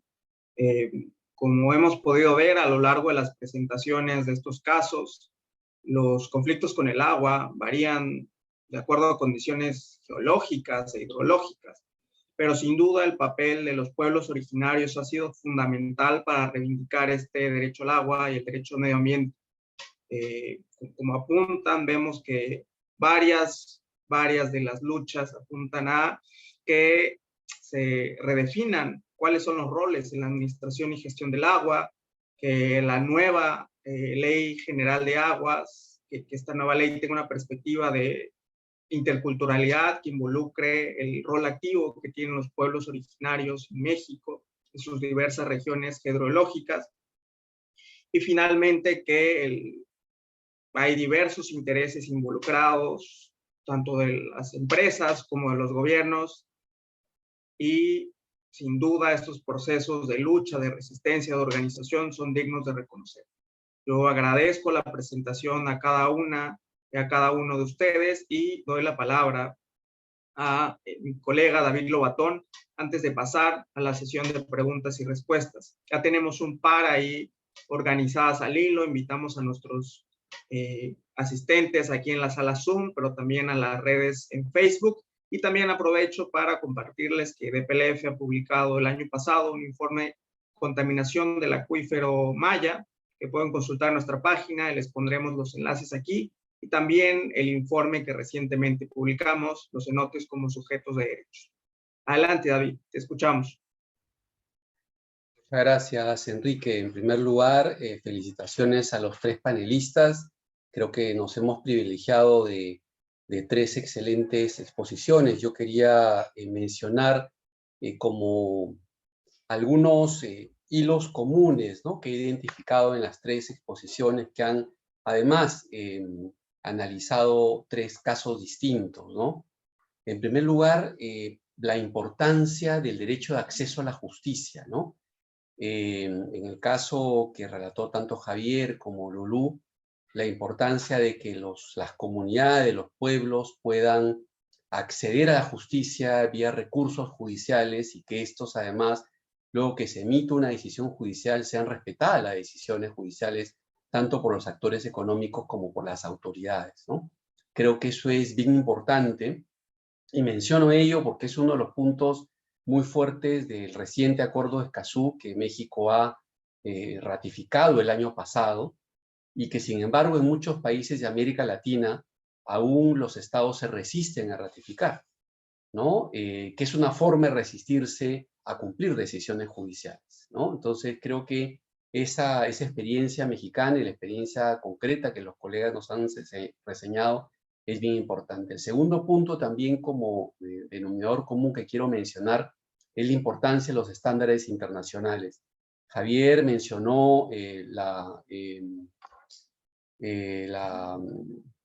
opinión esta general 15, ¿no? Y yo quería mencionar que el año pasado, en la península de Yucatán, estuvo el relator de pueblos indígenas, Francisco Calizay, justamente preocupado por un tema que Lulú ha mencionado en la parte final de su intervención, el megaproyecto del Tren Maya. En la primera sesión de ese seminario permanente hemos tenido al relator de agua, que estuvo en México también el año pasado a propósito del debate sobre la nueva ley de agua en México. Y yo creo que eso es bien importante, ¿no? Porque si a eso le sumamos que la sesión pasada, se acordarán, los que nos han venido acompañando, hemos presentado aquí en ese seminario permanente el reciente informe del derecho a la libre determinación de los pueblos indígenas de la Comisión Interamericana de Pueblos Indígenas, que habla que una de las expresiones de las tantas del derecho a la libre determinación es la posibilidad de gestión y autogestión, no solo del territorio, sino de los recursos naturales, que es la experiencia que nos ha venido a compartir Rómulo Díaz con la Copuda y que justamente Flor y Canto viene a acompañar hace muchos años, ¿no? Rómulo, yo quiero expresarte una sana envidia, ¿no? Por supuesto, una sana envidia de cómo en Oaxaca y a partir de la Copuda han logrado ustedes cogestionar el recurso hídrico como Copuda y como Conagua, ¿no? Ciertamente eso supone que no es que los pueblos indígenas quieren poner a un costado al Estado, al aparato estatal, no quieren generar un Estado dentro de un Estado, sino quieren, dentro de la estructura de los Estados nacionales, tener un nivel de libre determinación, de autonomía, de gestión de sus territorios, de los recursos naturales como el agua, justamente, que es ahora, entre otras regiones de México, la lucha en la península de Yucatán y concretamente la experiencia que ha mencionado Lulú de la experiencia de los compañeros y compañeras de Jomún, ¿no? En la defensa de los cenotes. Y a propósito de eso, Rómulo, yo quería adelantar una pregunta, si me permites, Enrique, muy rápidamente. Ha descrito muy bien si es que ustedes han tenido algún problema o obstáculo con la Procuraduría Agraria y con el RAN, porque en el caso de la península, estos procesos de regulación de los reglamentos, de las comunidades o de los ejidos, en otros casos, suelen enfrentarse a muchos problemas burocráticos de estas dos instituciones. Entonces quería preguntarte más bien si al contrario ustedes han tenido una buena experiencia con esas dos entidades, como es la Procuraduría Agraria y el Registro Agrario Nacional, ¿no? Yo quería terminar este comentario, Enrique, con lo siguiente. Miren, que creo que es un debate muy actual, no solo en América Latina, sino en especial en México, ¿no? A propósito de válidos voluntades políticas de desarrollo en México y de combatir la pobreza, que sin duda nadie puede estar en contra de ello, ¿no? Menciono eso porque si ustedes consultan la página web de la CEPAL, que es esta Comisión Económica para América Latina, que muchos gobiernos y muchos gobernantes en el pasado y al parecer hoy en día siguen tomando muy en cuenta, repararán que el modelo de desarrollo que la CEPAL, que durante los 60s y 70s promovió un desarrollismo industrial, ¿no? Plantas de energía, refinerías, carreteras, infraestructura, ¿no? Desde la década del 90 del siglo pasado, la CEPAL ha sido clarísima en promover un nuevo modelo, un nuevo paradigma de desarrollo, ¿no? Que justamente supone que sea un modelo de desarrollo sustentable ambientalmente y que le deje a las nuevas generaciones digamos, un planeta Tierra no contaminado y que puedan contar con recursos naturales como el agua, ¿no? Precisamente, ¿no? Ya menciona eso, y con eso concluyo, Enrique, mi breve comentario, porque muchas veces a las comunidades que defiende Senda, que defiende Indignación, que defiende Flor y Canto, se les ha acusado que son contrarias al desarrollo. Los actores económicos no son contrarias al desarrollo, quieren desarrollo, pero otro tipo de desarrollo, mucho más sustentable ambientalmente, mucho más sustentable socialmente y con una perspectiva de solidaridad intergeneracional, que justamente todos los estándares internacionales que hemos venido hablando lo promueven. Entonces yo quiero terminar este breve comentario con ello, ¿no? Una reflexión a que justamente todas estas comunidades y sus luchas, lo que finalmente tienen como bandera es un tipo de desarrollo. No son contrarias al desarrollo, sino un tipo de desarrollo distinto al que muchas veces algunas autoridades en nuestros países quieren vendernos como el único camino del desarrollo, ¿no? Y por eso es que me parece bien importante seguir insistiendo en este cambio de paradigma de desarrollo que creo que una de los terrenos justamente de batalla actualmente es seguramente en otros también la península de Yucatán. Muchas gracias, Enrique. Muchas gracias, David. Recojo tu pregunta para darle la voz a Rómulo, pero también recojo otra pregunta que habían hecho, me permito leerla. Esta pregunta va dirigida a Javier. Nos pregunta Albarri Gabriel Hernández. ¿Cómo mejorar la gestión por parte de las autoridades municipales, estatales y federales para asegurar los derechos de acceso al agua y a la protección de recursos naturales de los pueblos indígenas? Escuchamos primero a Rómulo para responder a la pregunta de David, luego a Javier. Hay un par de preguntas más, pero las hacemos en una segunda ronda. Adelante, Rómulo, te escuchamos. ¿Qué tal? Sí, precisamente, gracias David, y a nosotros como Flor y Canto, como instancia pues, asesora en el proceso de la larga lucha de la Copuda, pues nos estamos enfrentando ya en esos momentos a una serie de retos, a una serie de cuestiones en este nuevo manejo, ¿no? De entrada ahorita ha sido, pues estamos todavía en la etapa del matrimonio, digámoslo así, en el sentido de que todo es miel sobre hojuelas, todos estamos con el decreto, estamos trabajando de forma colectiva con las autoridades. ¿Por qué? Porque ese decreto del que hacía yo mención, nos estipula, les da a las comunidades un título de concesión colectiva, es decir, un título de concesión colectiva indígena, con esa característica indígena para cada una de las comunidades, ¿no? Esto es por primera vez en la República se da un título de concesión en este aspecto. Si bien ya hay unos antecedentes, no es con esta vertiente. Entonces, ahorita nosotros presentamos la solicitud ante la CONAGUA, porque fueron parte de los acuerdos que se tuvieron en la consulta, se presentó una solicitud, se presentó una lista de beneficiarios de esa comunidad, en el entendido que es un título de propiedad por cada una de las comunidades, en el estricto apego a derecho, cada uno de los integrantes de esas comunidades pues tienen el derecho a ese título de concesión, ¿no? Y estamos en esa construcción de ese título de concesión. Tenemos como fecha límite para que nos entreguen el referido título el 1 de abril, ya para que se les entregue a cada una de las comunidades. Estamos construyendo, estamos en la construcción de ese título de concesión, porque tiene que quedar específicamente clara de que es un derecho ganado por las comunidades indígenas de los valles centrales de Oaxaca, y tiene que ser diferente a todos los títulos de concesiones que existían, ¿no? Hacía referencia, David, a los conflictos, a los problemas que tienen, no nada más los compañeros mayas, en general, todos los compañeros en la Procuraduría Agraria, en el Registro Agrario Nacional.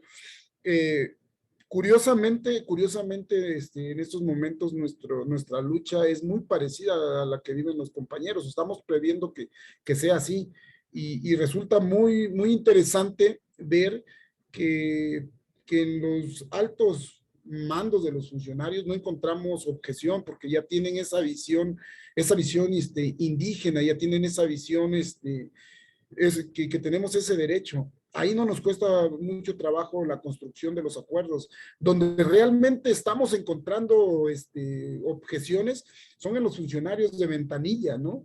Que no saben, ahorita en estos momentos, no saben, al recibir la documentación, no saben cómo darles ese trato. Y ahí hemos estado encontrándonos ese reto muy, muy, muy grande.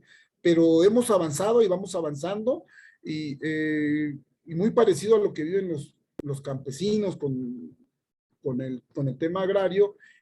Nosotros también con este nuevo decreto, con esta nueva forma de correlación entre comunidad indígena y CONAGUA, hemos analizado al interior de Flor y Canto que nuestros comités del agua, que nuestras autoridades indígenas, que nuestras autoridades se están quedando pues cortitas, digamos, en el hecho de que es una figura muy importante.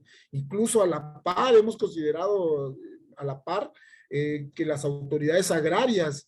Entonces, ese es el trabajo que nosotros ya estamos iniciando en nuestras comunidades. Para empezar, estamos inscribiendo a esas comunidades, a esos reglamentos, en los bandos de policía y buen gobierno de nuestras autoridades municipales, para que tengan un mayor peso esa figura naciente. Y posteriormente necesitamos que en la Ley de Aguas Nacionales también ya se reconozca esa figura, ¿no? Tal vez como un comisariado del agua que sea la encargada que sea la encargada, ¿no? O que se reconozca esa figura. Pero yo creo que ese es el reto que tenemos hacia adelante, y en lo que respecta, pues vamos avanzando, y yo creo que sí vamos a lograr cosas interesantes. Lo principal, ya rompimos esa barrera, ¿no? Y lo que viene después ya depende también de nosotros, porque se les hace mención a las comunidades de que no, porque ya tenemos el decreto en estos momentos, vamos a dejar de seguir sembrando agua, sembrándole agua a la madre tierra, que es muy interesante, en honor a nuestra fundadora, la Carmen Santiago, que se nos adelantó este año, una pérdida muy grande, pero nosotros estamos con esa escuela que ella nos dejó, esa dinámica de seguir sembrando agua y no descansar. Yo creo que ese es el reto más grande, que nosotros como comunidades indígenas tenemos, ¿no? El seguir inyectando y el seguir demostrando que podemos revertir la escasez de agua en los valles centrales del estado. Sería todo. Gracias. Muchas gracias, Rómulo. Lamentamos mucho la partida de Carmen, pero celebramos que ustedes están continuando con su legado floricante. Javier, te damos el uso de la voz para responder a la primera pregunta y luego seguimos con la siguiente ronda. Adelante. Muchas gracias, Enrique. Bueno, es una pregunta que hizo Isaura, entonces adelanto que en el chat puse un material que creo que puede ayudar a la reflexión. Pues mira, Isaura, creo que la pregunta es buenísima y que tiene un montón de cuestiones que hay que poner al centro y voy a tratar de ser muy breve. Mira, la primera cosa que nosotros hemos aprendido con el tema de las autoridades municipales encargadas del tema del agua gira en torno a la visión que tenemos del agua. Porque no es lo mismo cuando entendemos que el agua es un ser vivo y que forma parte de nuestra comunidad, a cuando lo vemos como recurso. Y muchas veces lo que pasa es que la vemos como recurso, ¿no? O sea, como algo que puede ser explotado. Y entonces eso, o sea, desde la experiencia mía y de la oficina, lo que hemos visto cotidianamente es una cuestión de racismo, porque cuando las comunidades han reivindicado al agua como parte de su comunidad, como un ente vivo, lo que hemos visto es desprecio, ¿no? Hemos visto pues estas visiones hegemónicas pues de imposición, ¿no? Porque entonces cuando es recurso, entonces la podemos comprar, la podemos vender y demás. Entonces creo que hay un tema ahí muy importante de poder sensibilizar y cambiar la forma en que vemos al agua. Y te cuento eso porque una de las maneras más importantes donde nosotros hemos visto este tema es en el tema del saneamiento, ¿no?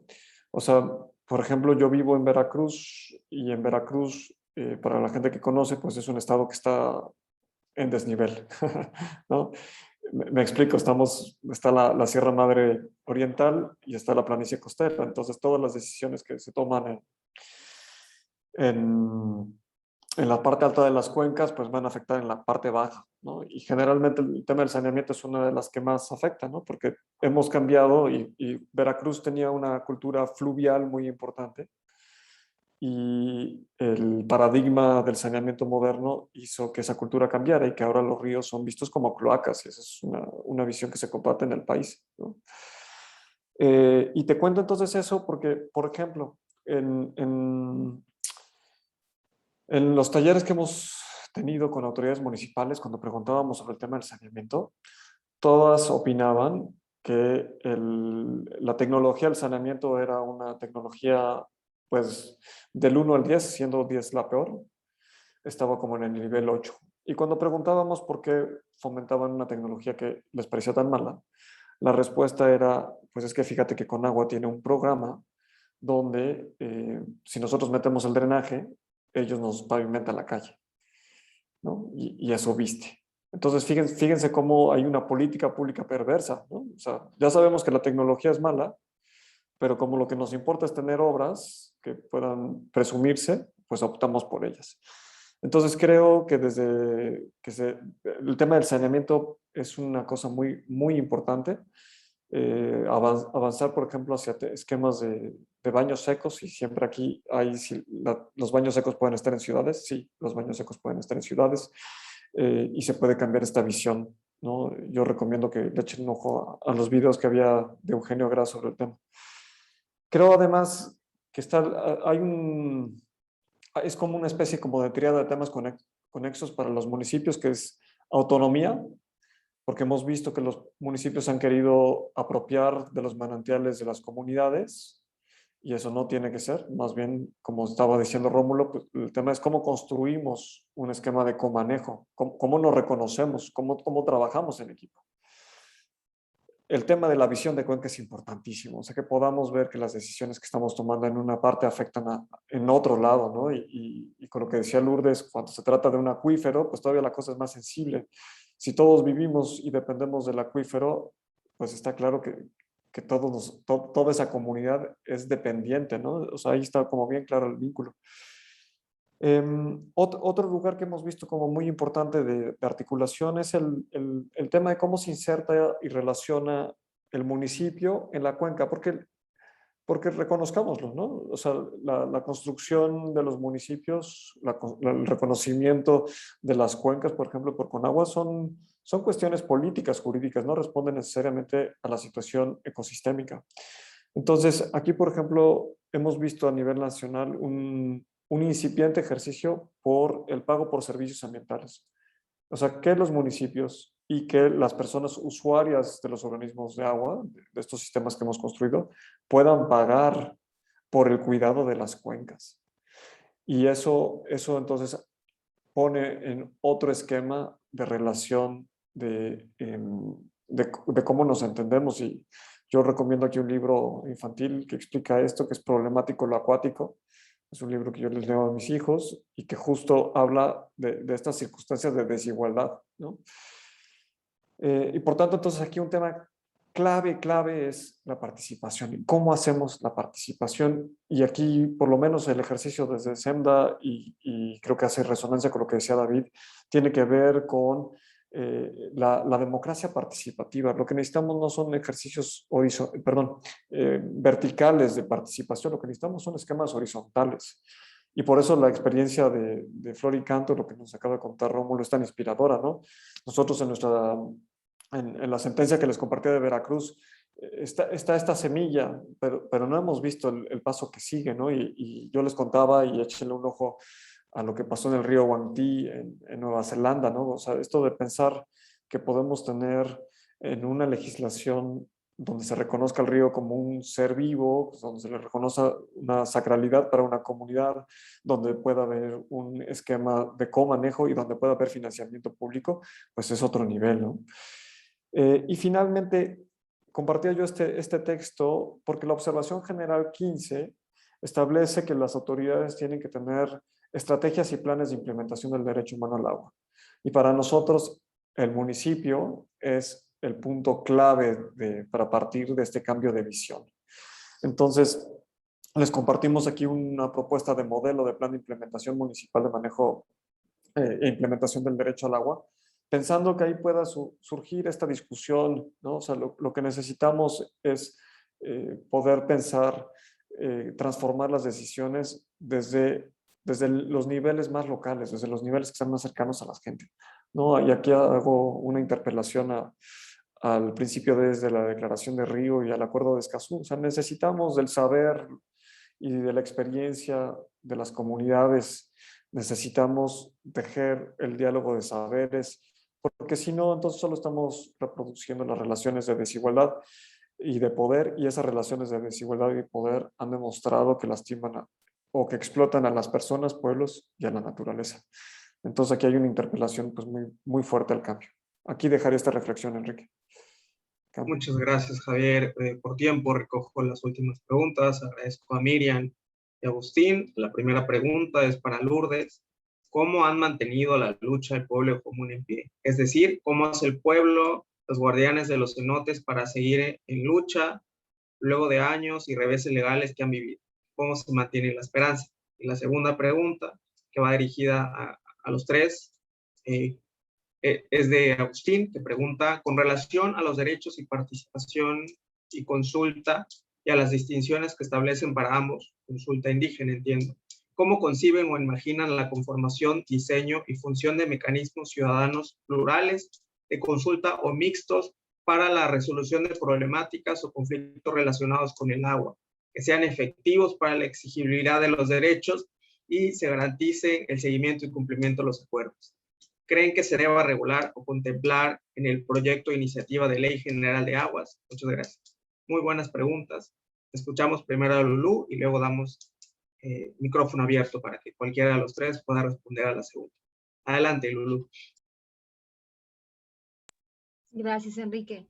Pues mira, yo esta pregunta la respuesta comienza con una pregunta que yo siempre les hago a ellas y a ellos, ¿no? A Maribel, o sea, las líderes y los líderes de Jomún, Maribel, todo mi reconocimiento, don José, don Doroteo, doña Martina, y otros compañeros y les pregunto, ¿no se han cansado? Porque ya tienen 6 meses, 6 años, más de 6 años que han pasado de todo. Y siempre me dicen, Lulú, ¿cómo nos vamos a cansar si estamos defendiendo nuestra vida, estamos defendiendo el derecho de nuestras hijas, de nuestros hijos, estamos defendiendo, al final de cuentas, nuestra casa, no entendido como un inmueble, sino nuestra casa entendido como un territorio? Nunca nos vamos a cansar.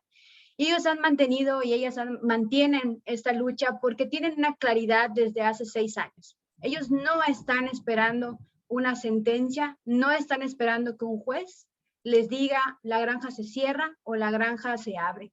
Ellos tienen la claridad con su proceso de apropiación de sus derechos como pueblo originario, su autoconsulta que hicieron en 2017, que no quieren la granja porcícola. Y algo muy importante que decía David, no es que se opongan a un desarrollo, sino que precisamente Jomún tiene muy claro el tipo de desarrollo que han tenido en los últimos al menos 10 años basado en el turismo sustentable, en el reconocimiento de la importancia biocultural de los cenotes. Y ellos tienen muy claro que es incompatible esta fábrica de cerdos con su territorio y con sus formas de vida. Entonces, independientemente que que hayan apostado por una estrategia legal, tienen la claridad que cualquiera que sea la decisión, ellos no van a permitir que la granja se abra. Y con esa tranquilidad de que tienen la fuerza para saber que ya han decidido que la granja no va a operar en Jomún, es que ellos, además de este proceso legal, han implementado otras estrategias. En meses pasados, por ejemplo, en el mes pasado se presentaba la estrategia de exigir el reconocimiento de los cenotes como sujeto de derechos y por lo tanto, como comentaba ahorita Javier, este reconocimiento pues evidentemente obliga a las autoridades a cumplir con sus deberes en esta materia, obliga también a reconocer ese papel de guardianía o de tutela que tienen los pueblos originarios sobre esos recursos naturales. Y la última, por ejemplo, estrategia que recientemente están ellos y ellas elaborando es ya gestionar o ya elaborar sus leyes autónomas para la defensa, preservación, conservación del territorio maya y del ambiente y del agua del pueblo originario de Jomún. Entonces, con esa tranquilidad que tienen, que el pueblo ya decidió de que no van a permitir la granja, han implementado otras acciones que mantienen pues viva este ánimo de seguir en la lucha y en la defensa de su territorio. Gracias. Gracias, Lulú. ¿Quién quisiera responder a la pregunta de Agustín? Una pregunta un poco compleja, pero en resumen es cómo se interrelacionan el derecho a la participación en temas ambientales, el derecho a la consulta de pueblos indígenas en temas de agua. Javier, adelante. Pues de manera muy breve, Enrique, decirles, y si quieren, échele, o sea, jurídicamente hablando, el juzgado 18º de distrito en el estado de Veracruz nos hizo favor de aclarar esta situación, haciendo énfasis en el peso, ¿no? la gravitación que tiene la participación. Porque la consulta pública podemos ir todas, todos, y lo que vamos a hacer es dar una opinión.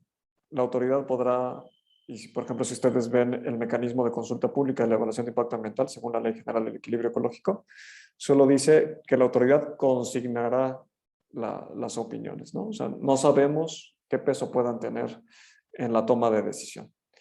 Pero en cambio, en un proceso de consulta previa, libre e informada, el objetivo es el acuerdo, el objetivo es obtener el consentimiento. Es decir, estamos cambiando el sentido, estamos viendo que el que tiene el poder de toma de decisión tiene que ver con la comunidad, con el pueblo de que se trate. Entonces, y por eso es que vemos también el estándar de protección de este derecho implica que la consulta se tiene que hacer bajo las formalidades y bajo los tiempos de la comunidad y pueblo de que se trate. Entonces es absolutamente otra lógica y es absolutamente otro el objetivo. Ahora, pues, ¿qué tendría que pasar? Porque lo que estamos viendo es un tema donde los esquemas de participación en México pues están obsoletos, ya no responden al paradigma, por ejemplo, o el estándar que ahora plantea el Acuerdo de Escazú, ¿no? Y aquí hay un reto enorme de poderlos transformar. Y también si queremos tener decisiones tomadas por autoridades que revistan de legitimidad, pues también tenemos que transformar esto, tenemos que hacer que el principio 10 de la Declaración de Río sea una realidad. Entonces el tema de la democracia participativa es el siguiente paso, ¿no? Y aquí hemos, a nivel mundial y a nivel nacional empieza a haber experiencias, ¿no? La construcción de presupuestos participativos, etcétera, etcétera.